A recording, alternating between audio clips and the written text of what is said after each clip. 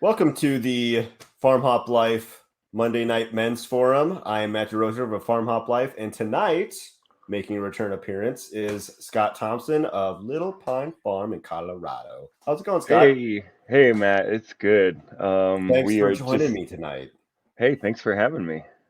Yeah, I mean, you're always welcome. You just had to push back your medicine schedule just a little bit. Yeah. And yeah, we're usually, in bed around 8, sleep Really? sleep What before time do you 9. get up? 2? No, like 4:30, 5, Okay. whatever. Okay. I like to give my body the opportunity for 8 hours, even if I don't necessarily always get it. Sure. Um, so yeah. And then I'm up bright and early with the dogs. We had client dogs get dropped off a little after 6 a.m. Um, so yeah, I've been up and at it for a while. They just left a couple hours ago. Oh, nice. Short, short, short stay Yeah, they just for usually the come day. like 2 or 3 days a week, just while their humans are, I don't know, out doing work stuff, I suppose. Nice. So let's talk about some news. Can you start us off? What do you know about monkeypox? I know that all the people who told us the truth about COVID are saying that it's nothing to worry about. Uh, And, as usual, there's shenanigans on all numbers presented on Are corporate they media. are they saying it's nothing to worry about? I mean, the I was just glancing at that Robert Malone Substack, and it looks like the official numbers. First of all, they're saying 10% death rate on the news. The official thing from the WHO is like 3.7, and that's supposedly only cases that are like severe enough to cause national attention and reports to the WHO. So it seems to be a 1% or less type of thing. I've been hearing that it's a very specific group of people that are contracting it, specifically gay and bisexual men. Yeah. Um, Like that's how it's transmission missing who primarily. knows? I guess I got nothing to worry about then. Yeah, same, I guess. I don't know. I don't think I sleepwalk. Who knows? You got Who like knows a what happens? gay Moon Knight thing going on. A gay werewolf or something. Uh, so, So I'm but not I'm you not worried about it. I think it's, sure. I'm fully expecting a full international level panic about something. Guess what? The October surprise this year is airborne AIDS. Everybody gets it. All right. Um, Someday, aerosolized whatever. AIDS. Yeah, who knows? Maybe someday. Hopefully not this year. I got big Yeah, plans this year. I think anybody talking monkeypox and like Amber Heard and whatnot just Oh doesn't my want gosh, us I'm so ready for that junk to just be over. doesn't want us looking in Switzerland this week with the WEF and the WHO meeting with their paramilitary police force. Crazy shit, Yeah. man. Oops, Tell sorry. me Are we no, uh family channel? I'll get it's on that. I just did an interview yesterday and the guy dropped the F bomb a couple times, and so um I'm not gonna edit I did just get out of that 90. explicit, so I did just get out of 90 minutes of Call of Duty with my brothers. nice. You mentioned something kind of interesting before the show on the WEF about their military. Can you talk about that for a second? Oh, I was watching videos on Twitter. Jack Posobiec, who take him or leave him, whatever. He posted this video of journalists getting harassed by WEF cops. Like they have their own paramilitary police force. It's not the Swiss national police. It's not like a municipality police. It's their own thing. So Um, weird. And it's especially in light of like the few rights we've managed to hang on to when it comes to like police encounters and stuff. Watching these videos is just horrifying. Like somebody's trying to get information on why they're detaining another journalist over there, and they're like, "Oh, we have a reason. We have to have a reason, or we can't stop them." And she's like, "What is it?" And they're like, "We don't have to tell you." It's like, "Oh, okay, great." And then the lead like cop lady tells her to delete the video after their conversation, which is just chilling. Um, It's Crazy, backed up to man. the cloud. Go get it. Today, the National Mayors Association met with the WEF people. Like they're injecting themselves on every single level of government, from local to national to the WHO treaty, which will usher in global powers like nobody's ever seen before. We're in for a wild ride. Yeah, chaos is a ladder, man. We could do Chaos is the some ladder. we can do some cool stuff while everybody's scrambling. Yeah, absolutely. We gotta be ready though. Yeah. Was there any other news you wanted to take care of before we jump into the main topic? I try not to pollute my mind with such things. Same. Yeah. I hate that this Johnny Depp Amber Heard junk keeps showing up in my I haven't watched any of it. It just sounds like a train wreck, and honestly I don't even care what happens. Don't even know what it's about, but I'm tired of it being Oh, in my face. it's about Amber Heard is completely psychotic and has been very abusive and lying and destroying careers. And Johnny's weird, but he's cool. Johnny's But no, weird, it but he's doesn't. cool. There was one other thing actually. Oh shoot. Um. Oh yeah, I just read it like half an hour ago. They're going to be dipping into the strategic diesel reserve very soon to Oh, try and cool. stave off or delay what's coming.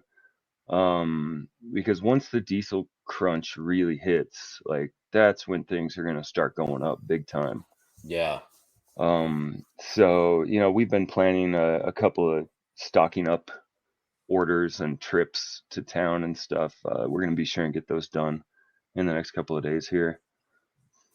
But Yeah, yeah, and the that's good to know strategic for diesel sure. reserve is like this big compared to the strategic oil reserves. Like it's not that much. Mm, I think it's kind of intended to like keep the army moving for a couple of days or some shit. keep the I army did it moving. again. Don't whatever. Uh what couldn't they just start accepting oil from Russia again and it'd be fine? Like That ship sailed, we man. w- we If we wouldn't want have that, we're to do that. paying. If we want that, we're paying in rubles. The it's doing well so far. Oh my gosh, we got another dude Ah, jumping in. hey, all right. Josiah, Hey, how's it going, dude? good. How are you guys? Hey, Good, man. good. So we had a very lengthy discussion about Johnny Depp and Amber Heard. I don't know if you were aware. We've been dissecting the trial. Following There it you day go. to day. We talked about we were just talking about the diesel reserves. Know anything about that, or do you want to comment on something else, like something fun, like monkeypox? Oh, I'll just follow along. I know that the diesel thing is probably the diciest thing of everything going on right now. So Yeah. as entertaining as the Amber Heard Johnny Depp trial is, Yeah, it's a good distraction. It's a good distraction, right? is it a good So distraction? it's not really a good. It's not good, but I guess it's good in that it is a distraction. It's Sure. not good though. No, No, I think it's it's probably kind of not that sad great. more than a lot. So should we jump right in then? Main topic. Yeah. Yeah. Okay. So I knew I wanted to talk about this week, and so a couple days ago I had sent out a tweet. It got like a little bit of traction. I what made me think about it is when I asked people to like interview, they're like, I'm not really a homesteader. Like I'm not, I'm just not a homesteader. I'm like, Do you have a garden? Do you have chickens? Do you do any of like anything? And they're like, well, yeah. I'm like, let's talk about that. Like, whatever the label, like, I don't care. Let's not try to split hairs here. Like, let's talk about that. So the tweet that I sent out is, I don't consider myself a homesteader. Most people. There's a weird gatekeeping around homesteading. A homestead is about mindset and intention. I'm discussing this topic Monday night and like some more input. What do you think? And Scott, you chipped in. Great topic. People get so hung up on small primate mouth noises. And then we were trying to coordinate. And Long Story Farms, Mr. Geoffrey, who I need to get on here eventually. He said big tent homesteading. And I'm like, what is that? I'm like, what does that mean? Like, you can't be in a club?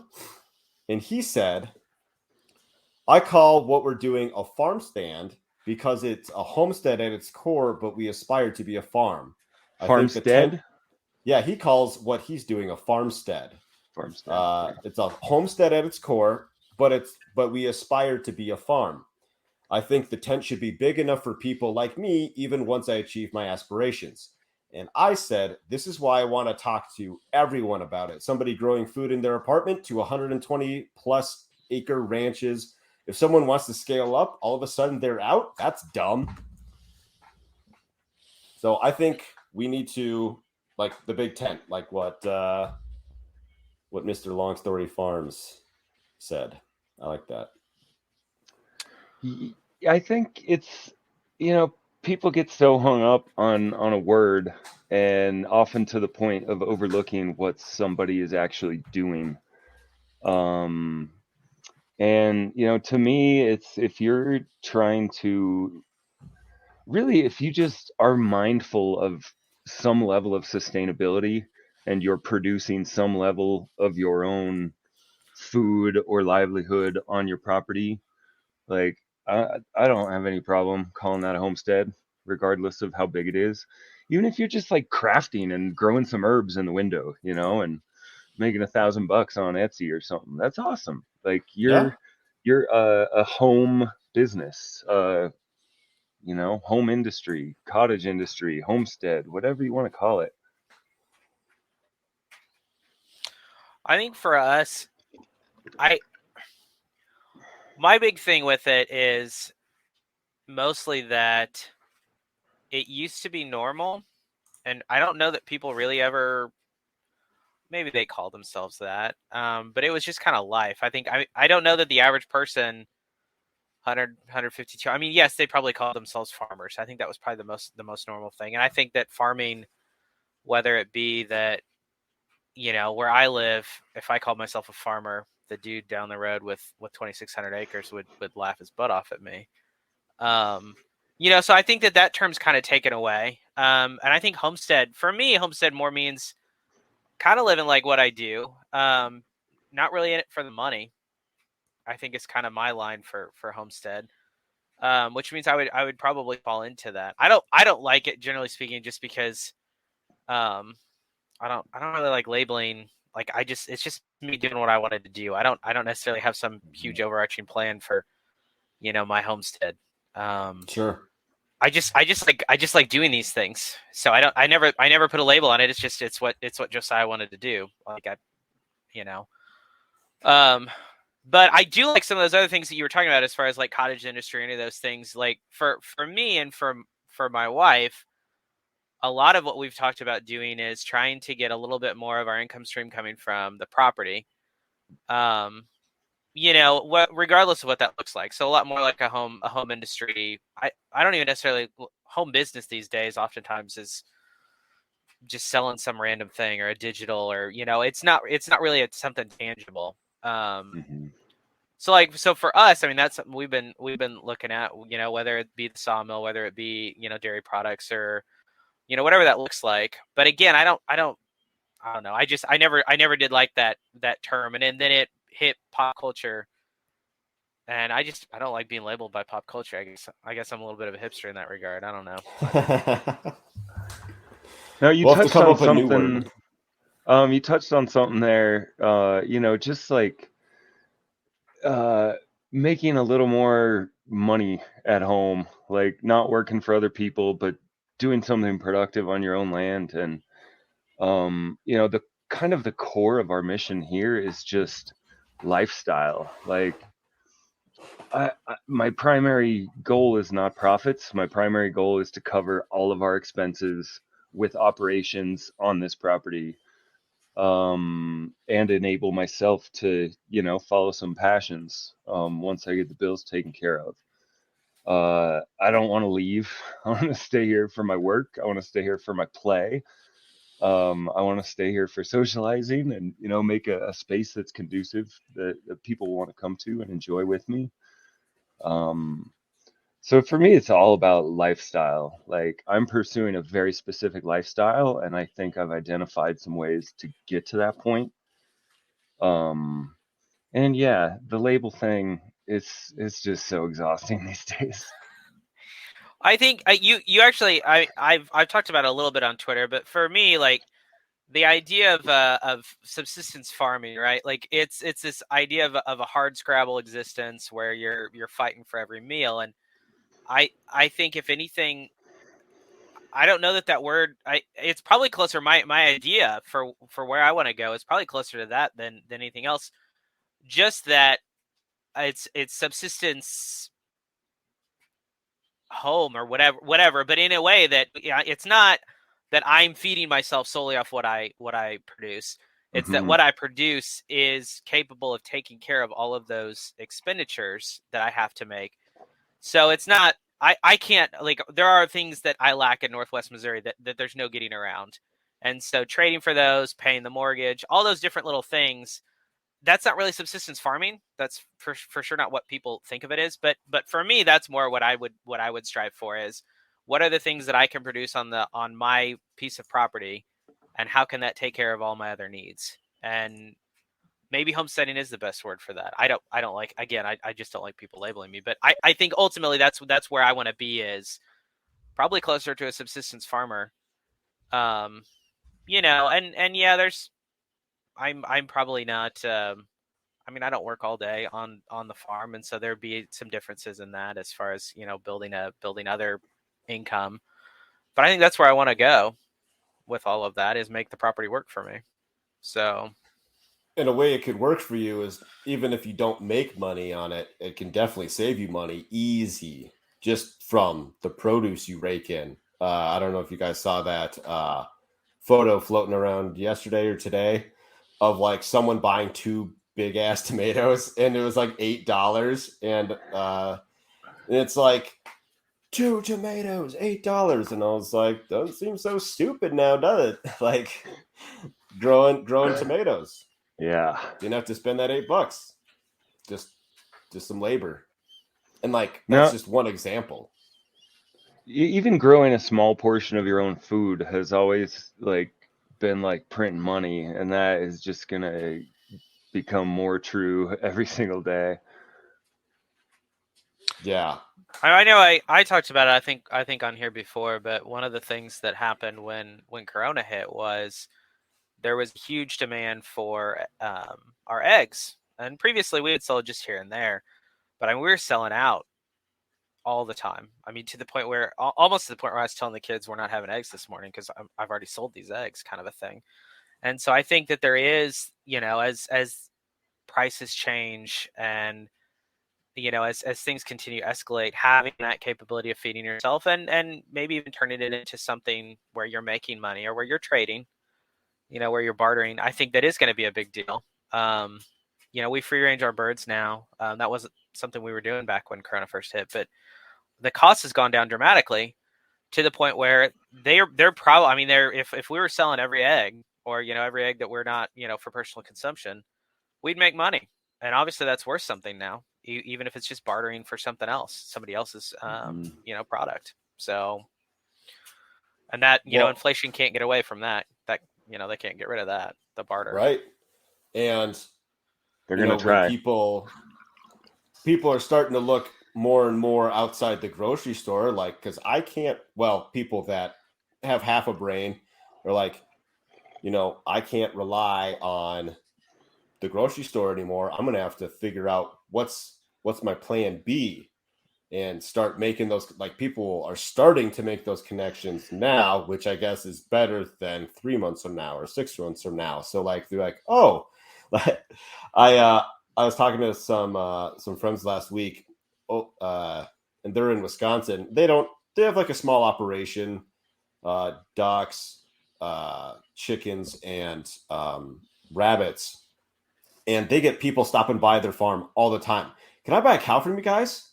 We don't have a cow. How about bacon or pig or anything? And they're like, no, we don't have any of that. I'm like, you guys are missing a huge opportunity. Start being brokers for food. Like, start like, just like, yeah, I'll hook you up with a cow. I'll get it to you next week or whatever. And just like go like haul ass trying to find a cow in your community, a farmer that and make it 10% on it. I don't know. That's a great idea. Well, you speak. I mean, no, that is actually probably a great business idea. I feel like with the disconnect between whether you want to, farmers or just food in general, the number of people that we hear, that my wife hears about or whatever, talking about how we don't know anyone else that has goats. We don't know anyone else that has chickens. We don't, do you know somebody that has cows that would sell a whole cow, especially back when that whole slaughter, the backlog at the meat processing. So yeah, I feel like, you probably could as a business idea be kind of a food broker, fairly well, and it'd be a pretty small scale thing. But yeah, I feel like with that disconnect, it is hard. And if you are, presumably they have some drive-by business. I'm not going to get any drive-by business where I am, but presumably your friends are getting drive-by business, and it is a good opportunity. It's a great marketing opportunity for them. Yeah, I think. Do you guys know who Niti Bali is? She is like food pharmacy with an F, pharmacy with an F. That's basically what she does. She connects people with, she's like the intermediary between the consumer and the farmer, and like she just has like a food church, I think is what she calls it, and she just has like freezers and freezers and freezers full of meat, and like you have to be a member of the church to get this. To have access, and the reason she issued it as like a church is for certain protections from the like legal protections. So I was like, that's pretty smart. So I texted my mom just before the show, just to kind of as like a talking point, right? Let me throw up a quick banner here. There we go. So I said, hey, really quick, why do you and Dad have a garden? I want to share it as a brief talking point on the show tonight. And I haven't pre-read any of this at all. So hopefully this goes somewhere. But my mom says, I have a garden because fresh from the garden vegetables taste so much better, especially tomatoes and cucumbers. There is no comparison, and it's nice to just go out to the garden and pick fresh veggies and eat them right there. I said, do you consider yourself a homesteader? Why or why not? She said, no, because I don't can, freeze, or pickle food. I don't sew clothing or raise animals for food. I grew up doing that, and my lifestyle now is not like that. I said, would you say that lifestyle wasn't for you? Why? And she said, not necessarily. I have fond memories, but was a lot of work, and it doesn't happen overnight. It took my parents' time and my dad also working a full-time job to make ends meet. And so I guess it kind of goes back to what we started off with, like intention, mindset. I guess I should have thrown lifestyle in there.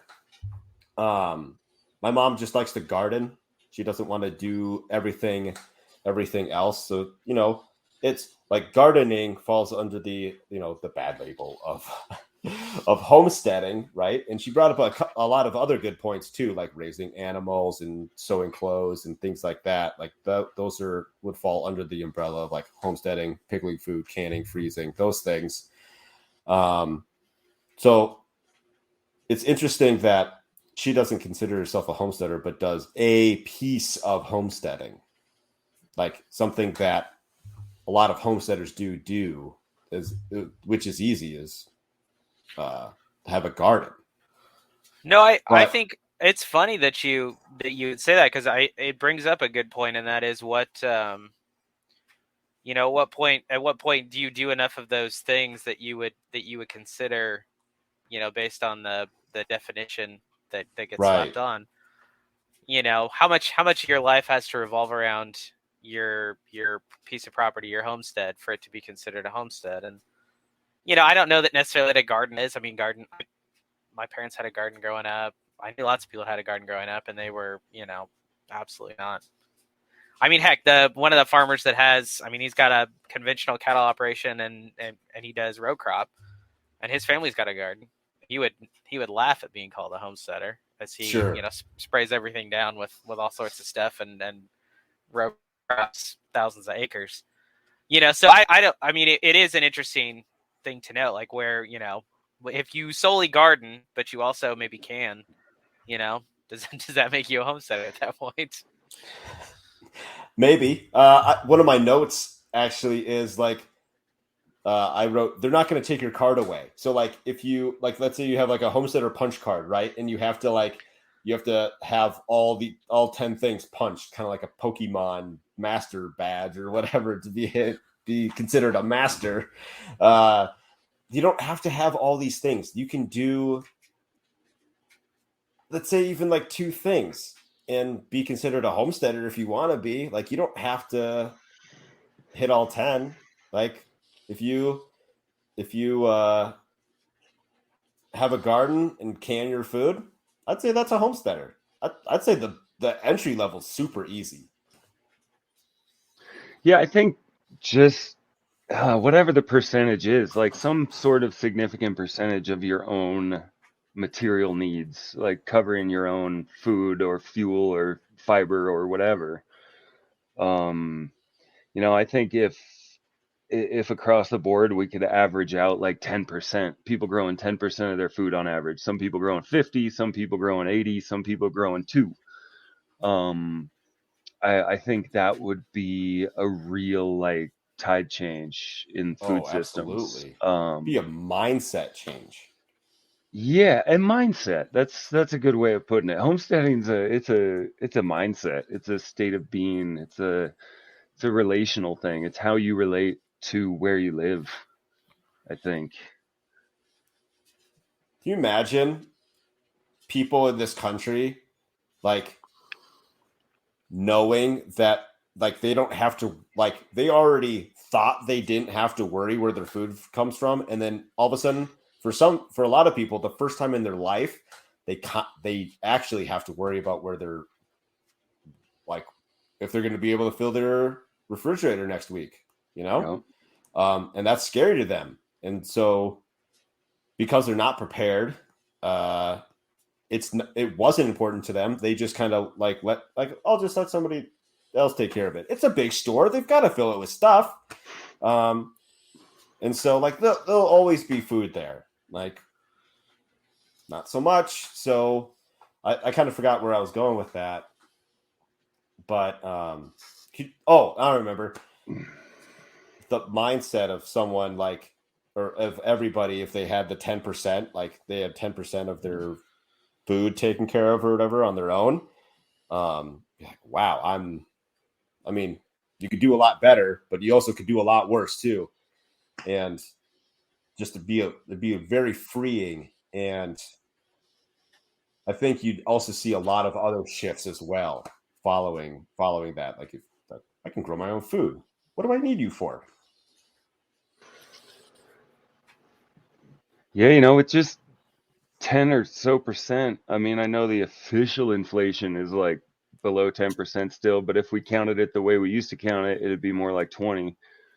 So there's a great number, encourage people to grow 20% of their own food. 1 calorie in 5, and you would not only like change their financial picture, but probably change their life. Oh yeah.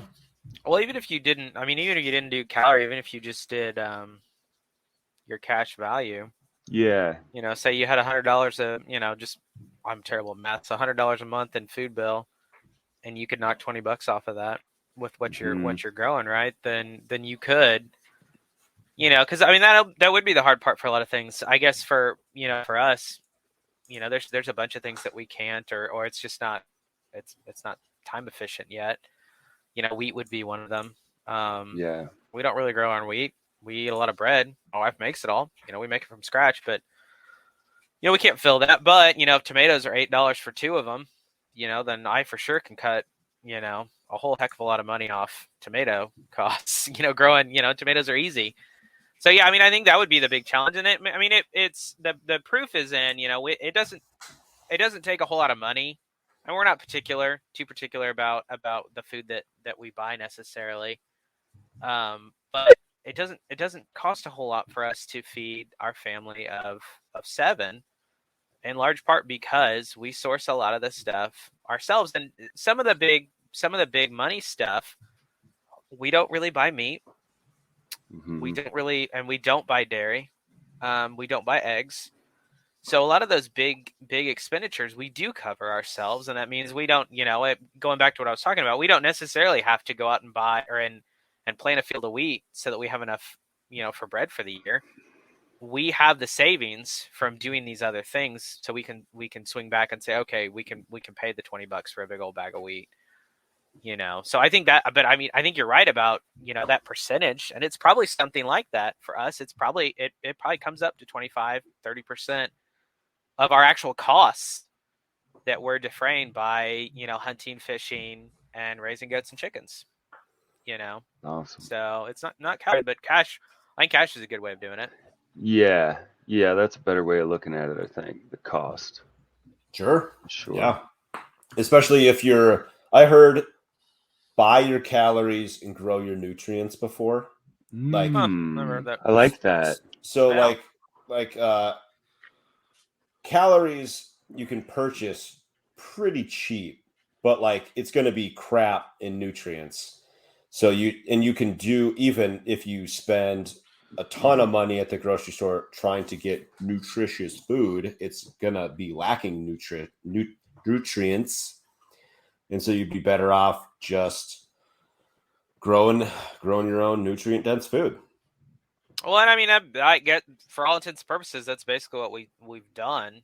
I never thought of it that way, but the meat and the dairy and the eggs, that's the topping for the stuff that I buy from the store, the rice and the wheat. So I never thought of it. I was just sitting here going, what can I save money on?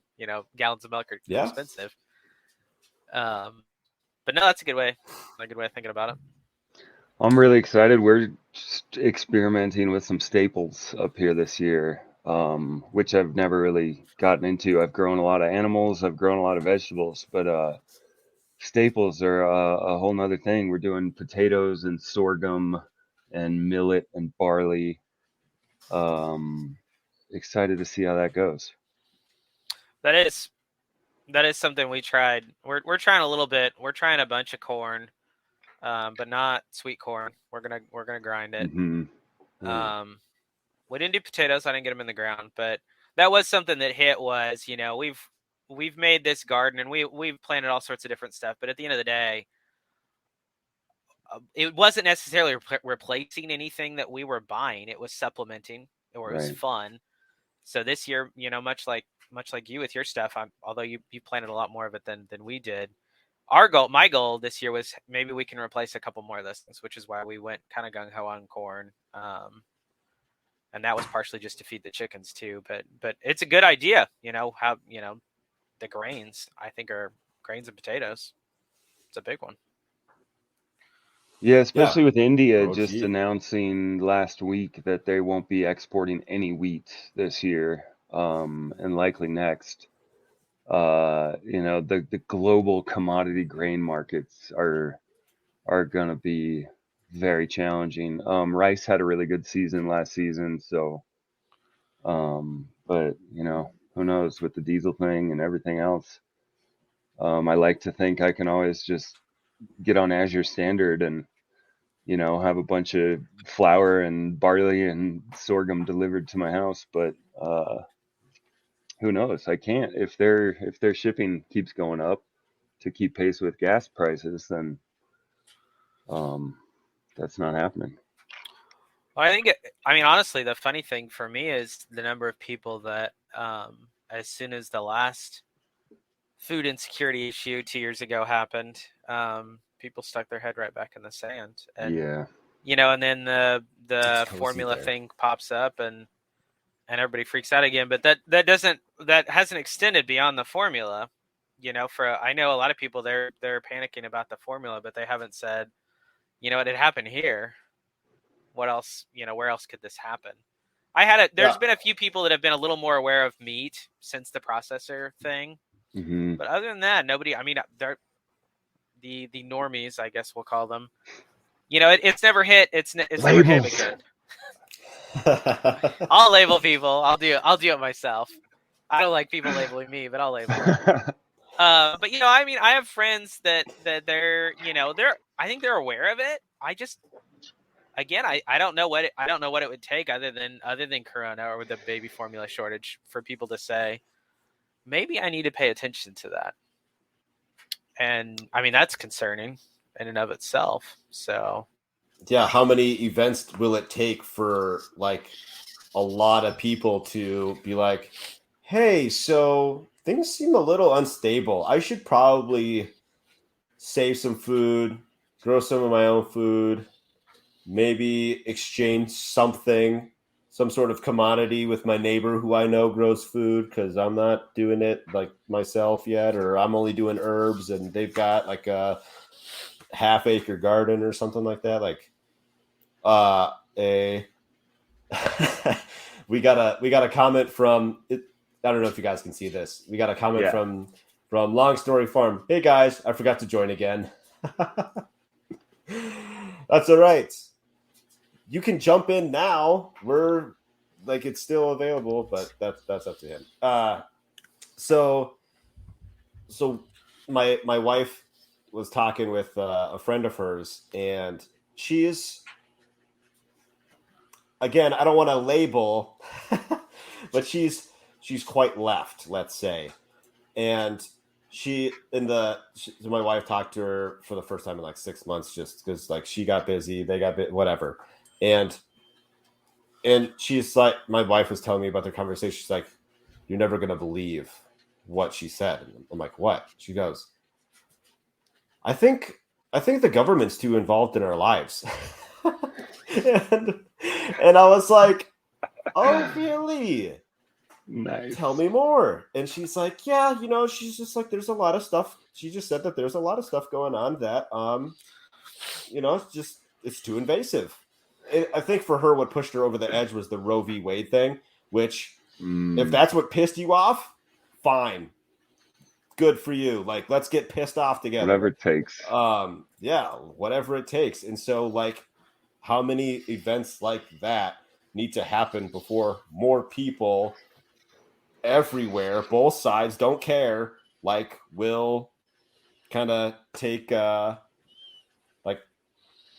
up their own responsibility to be able to like feed themselves and their family. So, and especially considering that it's really just kind of a return to normal, food insecurity prior to the last 70, 80 years amongst first world, that wasn't, I mean, people were still concerned about those things, Great Depression, wasn't that long before that. In Europe, obviously, they've known starvation even more recently than the 20s.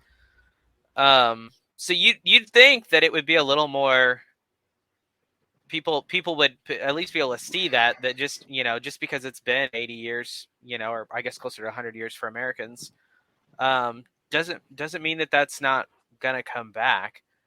Because all of history tells us food shortage is the main driver for most of the things that happen, most events that happen in history.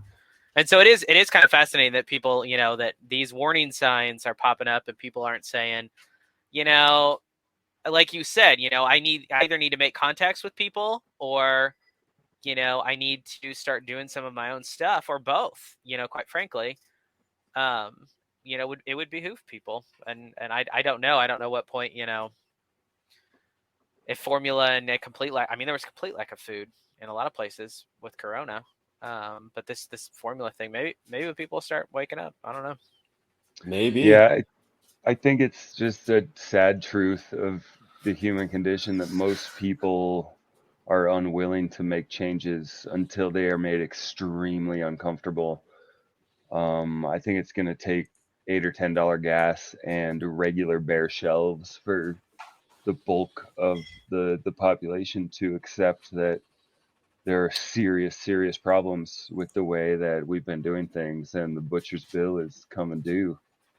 It's interesting you said, because I mean, you hear stories about people that grew up in the Depression that they would stash the money away or whatever. So their normal, had always been that, and we, not we, I wasn't old enough to do this, but you'd hear stories, people, their kids poo-pooing them for hiding money or for having stacks of canned goods. My grandparents, when they died, they had just a ridiculous pantry, far more than two elderly people could ever eat, and it was leftover. It was leftover from that mentality, and so I don't know, if that. I don't know how many people had to get burned. I don't know how many generations it took for that to be not normal, and for I don't know how long it'd take us to come to this new normal that the rest of the world experiences food insecurity. For whatever a buzzword. I don't know what it would take. Other than, like you said, people actually legitimately going without stuff for a long period of time to wake them up to the fact that we have a lack. Hey, Speaking of canned goods, Hey. Good your work, man. Don, what's up? How's it going? Have you been following along much? I just kind of took a break. I was doing some stuff, and then I sat down and I go, I forgot again.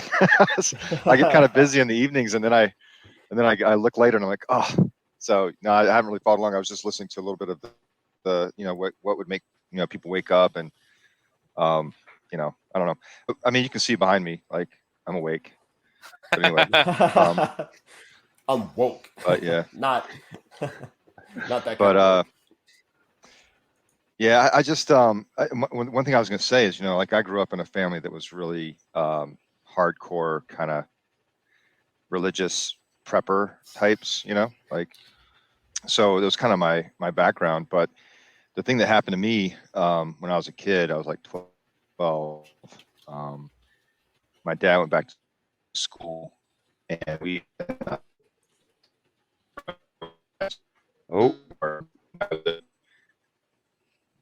his internet's taking a crap. Breaking up. yeah, it's because I live in the middle of nowhere, no broadband. But anyway, well, and Starlink has been so miserable for me today, so I get the horrible internet. I'm gonna stop my camera. Maybe that'll help me a little bit. All right. But, all right, that sounds good. Yeah. But anyway, I don't know if you missed what I said, but we lived off of garden and what we had in storage food for about 3.5 years. So that like makes a big impression on you. You take this stuff seriously. You think about it. So as an adult, I felt like that was like my job to make sure I had that kind of deep larder, as a backup. So. Yeah, I'm Did really you say a feeling deep that larder? pressure right now.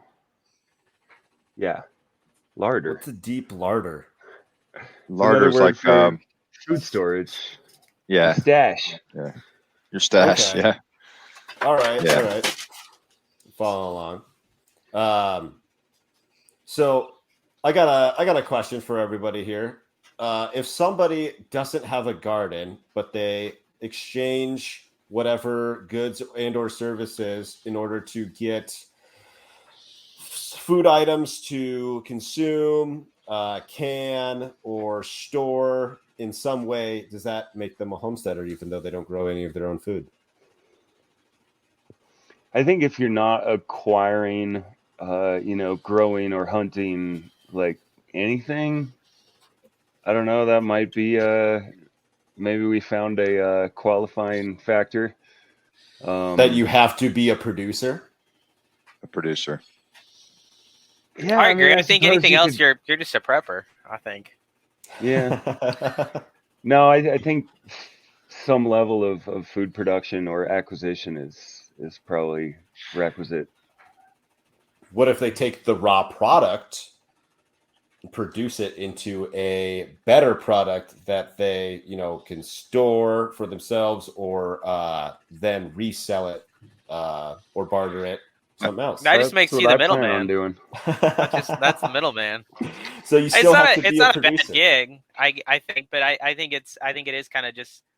I think You got to you get your finally hands found dirty. the You one got to get your thing. hands in Yeah, the dirt. you've got to be producing it. So there's the one thing Yeah. on the Homesteader punch card that you gotta produce. You gotta produce something. You gotta start with a raw product and make it a consumable product.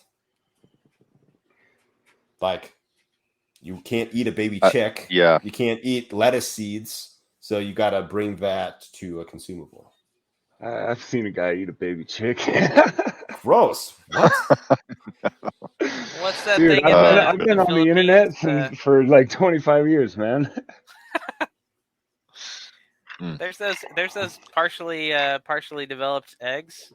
Yeah, Philippines or something. Oh, I think Southeast China Asia. too. doesn't Yeah. count. They're weird. That's different cuisine for sure. That's I wouldn't want to do it, but I've seen people eat them, and I mean it's basically the same thing, but far afield from the topic. I do think Sure. you have found the thing. I would agree. All right. If anything else, you're just finishing someone else's work, I think, and so I think you do have to be the beginning stages of production, I think, to qualify. And I think it would probably have to take place on your home per the homestead, to some degree at least, right? All right. I really wanted to find that line tonight, so I wanted to be sure to bring that up. I think there's the one qualifier I would say is that, there's a lot of people who aspire to be homesteaders, and you have to make room for them. I think there's people that are looking for land, that are looking to become producers. You have to make room for them in the movement, if you will.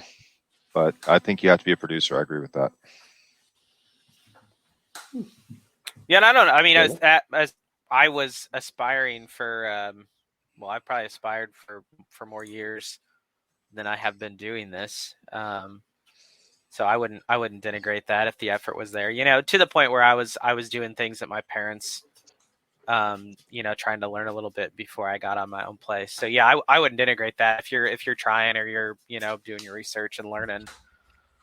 Then yeah, you'd qualify. I'd give you the benefit of the doubt. And it can be, I mean, especially these days with property prices and all that, it can be really hard to get going, to go from, that apartment to a piece of property. And I think doing stuff with your parents or with your family, that's pretty close, because you're, that intergenerational activity and all that. That's important. That's probably really grounded and planted. It's grounded, and I think that's another good call out too. I think there's that. I think it was Joel Salatin book, I think, but he was talking about old people having the stuff and young people having the fire to go do it, and I think that was kind of in a nutshell what ended up happening, and it's a good way to get into it. And he talks about it. It's not an original thought by me, but he talks about that a lot. Finding those. Whether it be your parents or not, but you can get into it for sure. And he talks a lot about that in Fields of Farmers. That's one of the books that really hits that pretty hard. Mm-hmm. The average age of the U.S. farmer is like 65 or something like that, and yeah, and I think now more than ever, that the older generation having the stuff but not the energy. That's never been more true than now. Like, property is just so out of reach for most people right now. The market is just so crazy that, I think a crucial factor is finding the people that do have land and don't necessarily have the energy left to work it. And building, whether it's equity sharing situations or something beyond like indentured servitude on your aristocrat's land. Finding ways to make it really work for everybody involved. Yeah, I mean, there's some pretty cool things that people have arranged with, like land leases, whether it be for hunting or for hay or for pasture. And there's ways to do it. And I've seen some of the agreements that are struck like for market farmers that seem a little bit towards that end of the spectrum where it's like a indenture servitude more than an Yeah. actual, arrangement. But I think there's some good opportunities there. A lot of families want to maintain that, that family equity or whatever, patrimony, whatever you want to call it. And then they don't want to sell yet, or the kids don't want to sell or whatever. And maybe you can find that arrangement there, Yep. We got a couple notes here. I don't know. I can only take a guess. I think it was Dylan who left notes in the shared file here. He writes how to homestead without being Laura Ingalls, and he's got a couple of bullet points here. Garden on other people's land. Young people, old people seem to be adverse. Preserve food, grow ceilings. Purchase animals and put on someone's land, so kind of like what we're talking about, and then invest in other people's farms. That's an interesting point. And when we do take off here, I'm trying to go through a program, Land Link Montana, which links landowners and land seekers, I think is what they call them. So like connect the two, like, hey, I've got land. You wanna farm? You wanna grow stuff? You wanna raise animals, garden, whatever? Like, let's connect. We can work together, and so I'm trying to make that happen. So I'm like this property will still be used, even though I'm not here. Like that would it'd be very hypocritical of me if I was just like, nah, don't touch it. Let's just leave it as it has been for the last since it was under a lake 10,000 30,000 years ago, whatever. I want someone to use this place and like gain some skills, be profitable from it even. That would be amazing. I really like that last point, especially invest in other people's farms. There's so many people who are maxing out their own personal energy on whatever operations they are already working on. But there's so many places that have so much space. If somebody's got a couple 100 acres they're doing pasture-based livestock on, odds are they got a couple acres that would make a great market garden, or they got a 1/4 acre where you could put a cool worm farm, or to plug another operation into an existing structure has enormous potential to be beneficial to all parties. You spread unused castings on the pastures, or you have leftover produce to throw to the pigs and the chickens, or whatever. There's so many options. I think the biggest limit there is counties, especially like where I am. I'm on the rural fringe of a suburban county. So like ideally I would love to bring on another person who has like a whole operation in mind and can plug it into one corner of the property, and we can work together to support each other to make something greater than the sum of the parts.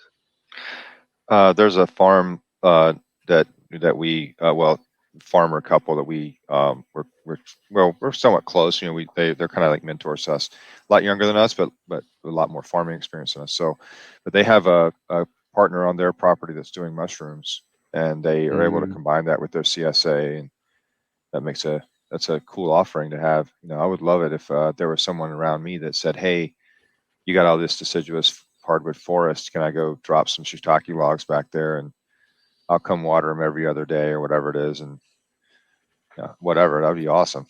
I'd love that. I did have a guy come out here and help us, permaculture designer who's kind of an urban homesteader, really like at the forefront of getting chickens to be legal in the city limits in Columbia, South Carolina. Nice. And he came out and helped us with our design and picked the species that we planted in our forest garden and all that kind of stuff. But then he also just come out and helped, and we kind of just try to just trade. If he needs cash, we pay cash, and if he needs chickens or pork, we pay chickens and pork. And I feel such a debt to him just because he's been a great help. And I've told him multiple times, this, our house is your house kind of thing. I think those types of relationships are really critical. let people know where we can find this guy if people are watching in your area. Well, the guy's name is Matt Kipp, and he's pretty active, I think, on Facebook and stuff. I think his website, I think he took it down recently, but Matt Kipp, Sustainable South. If you can probably find him at Sustainable South or something like that, and Matt Kipp is his name. All right, Really brilliant, awesome. brilliant guy. Yeah, really brilliant guy. Maybe I could try to get him on the show. Yeah, he'd be fantastic. Yeah. That'd be sweet. So, what are some ways that we can be investing in other people's farms?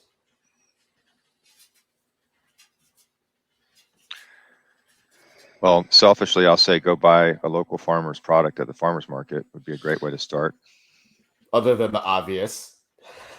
I mean, when we had pigs when we first got pigs, and my father-in-law runs a vending machine route, and they do a lot of the work kitchens, and so we had a ton of excess food, and once a week he used to bring that back.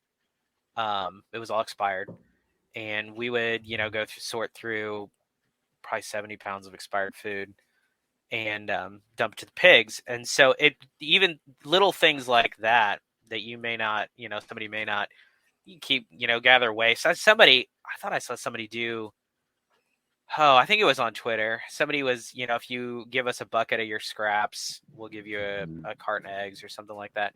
Those are really simple ways, simple ways to barter that, and again, not the obvious of buying, although I wouldn't be opposed to somebody handing me some cash for some milk, but there are other ways of doing it too.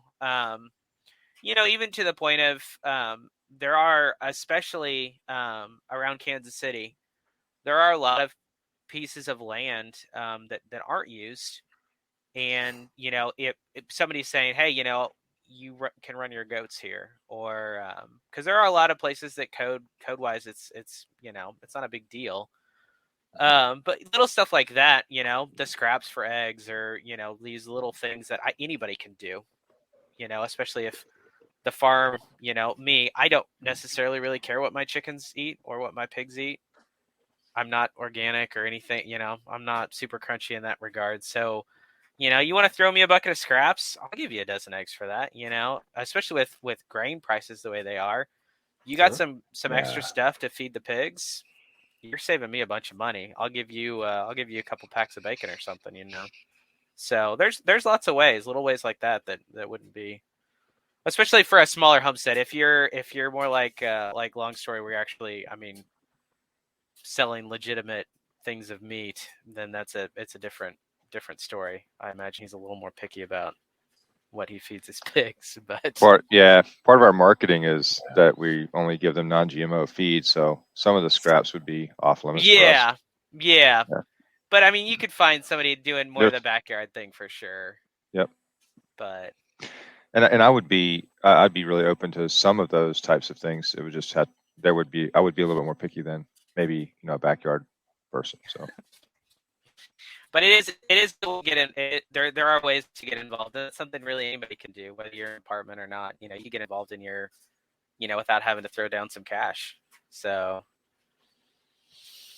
yeah, I'm actually going to launch a big community composting program. I hope it turns out to be big. We'll see. We're going to set up a little station in front of the house, and have a stack of clean buckets and some instructions, and maybe a logbook for reward type stuff, whether it's eggs or the castings as the worms get productive, and stuff like that. And I think here a big selling point on that is we got bears, so people don't want to leave food scraps in the garbage can outside, so they got to keep it somewhere. So hey, here's a nice bucket with a tight fitting lid. You just want all the bears get a clean on your property. Well, no, I'll go out and make sure too. there's nothing sitting out there overnight. I'll go out every evening and pull buckets or whatever. But yeah, we'll see. I like that idea. Getting people to give me animal feed and compost fodder. That's awesome. Well, and they get involved that way. I think the other thing too is kind of networking those connections. I know when we first got started, most of the fencing that we had was stuff that people gave us, either a friend of a friend or a friend's mom or whatever. They found out, hey, we're going to raise animals, and they had 60 T-posts, Nice. or I got a bunch of chain link fencing. I had to go get it, it was a pain, but it saved me a bunch of money, and it got me in a great setup for free. So you can get involved just networking those things, just thinking about that kind of stuff, leftovers. Yeah, You there's touched a. on something. Go ahead, Jeffrey. I was gonna say there's a local guy who grows microgreens, and we do some trading, but he gives me all of the spent soil that he uses. So I take all the root Nice. mats, I throw them in with the chickens if there's anything left, and if not, just toss them in the compost pile. There's little things like that are really cool. I'd forgotten about that. Josiah, you touched on a word there. Make them feel involved. I think that's a huge part in making them feel connected with their food. Like if they're not a producer, i.e., not a real homesteader, that they can at least get involved in some way, whether like they bring a bucket of scraps and they get like a dozen eggs. So like they kind of can connect the dots and like feel the process instead of just like cash eggs. And it's like food eggs. No, and we're shifting gears here. Absolutely. I think that, it's probably it's a smaller feeling than what I have, raising a chicken, raising a chick to a chicken to laying an egg that I eat the egg, but they do get that feeling because they are involved to some degree. They've seen that, or, they'll see, my wife posts a bunch of pictures of the goats, so when they drink the milk, they see the pictures from that. And, we gave some milk to the folks that gave us the chain link fence, so they were part and parcel of the reason why we were able to pull off goats so fast. And so, yeah, I don't necessarily know how it made them feel, but it made me feel good to kind of repay them that kindness, and give them back something. So there's, hopefully there was an exchange of that, and they felt that. So They must have, yeah. So being mindful of people's time, what do you guys want to wrap up on? Anything else that you want to say? And head out with. I think one more thing that I would like to mention, especially on this like getting people involved note, one of the coolest community building exercises I've ever been a part of was out in our little rural community in Hawaii when I lived there. We would have a crop swap during the growing season. Obviously, the growing season there is a lot longer. We did it 9 or 10 months a year out there, but even if you just do it from like the end of June to October or whatever, depending on where you are, and get all the gardeners in the area. One guy's got 100 pounds of cucumbers this week, and one guy's got a bunch of corn or tomatoes or whatever. And everybody would just bring what they had together, and we would put it out on tables, and everybody would go down like a little farmer's market and just take things. And you didn't have to bring anything to go home with food. It was, part food pantry, part social event, just hanging out, really. And everybody leaves with a bigger variety than they came with. Just little things, making your property a community hub on any level, whether it's dropping off buckets of compost or hosting events like that. Any scale is going to help. We need more resilient communities for what's coming. Absolutely. That's going to be the only thing that saves us, I think. Yeah. Yeah, I would second that. I think when we wrap up the farmers market, there's a few of us of the vendors that kind of do like a little mini crop swap at the end. Like, hey, I've got some duck eggs, and I'll trade that with some corn or whatever. The other thing I would say is just I know this is a pretty common concept among the people that we roll with, if you will, but just trying to localize as much of your own consumption as you possibly can. Buying from your neighbor as much as you possibly can. Trading with your neighbor as much as you possibly can. I think that's really critical. Awesome. Do you guys want to say where everyone can find you and follow what you're doing? I mean, we're on Facebook and Twitter. That's about it. So don't have a website yet. So That come is find us in Long the Story farmers market. Farms speaking. If Yep. you're on the audio version. Yeah, sorry guys. Long Story No, Farms at that's all right. Facebook or Twitter. Yeah. Me, I'm just at Exo Agriculture or Martian Farmer on Twitter. Yeah, hit me up. We'll cyberbully some government officials together. And I'm ahead, Josiah. Inventive15 on Twitter, or Josiah Young, and that's my only online presence currently. So.